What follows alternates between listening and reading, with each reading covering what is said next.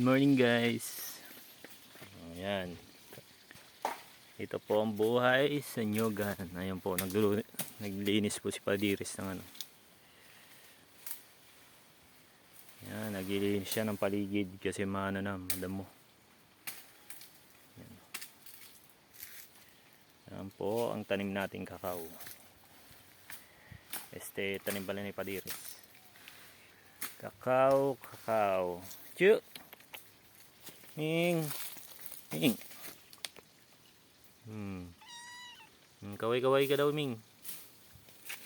Chuchu. Galaro siya. Balikan natin guys yung niluluto natin. Yan. Ulam natin ngayon ay pitong isda. Yan po. Yan. Yan ang ulam natin ngayon. Pitong isda. Padiris. Okay guys. Hanggang dito na lang. Okay, paalam.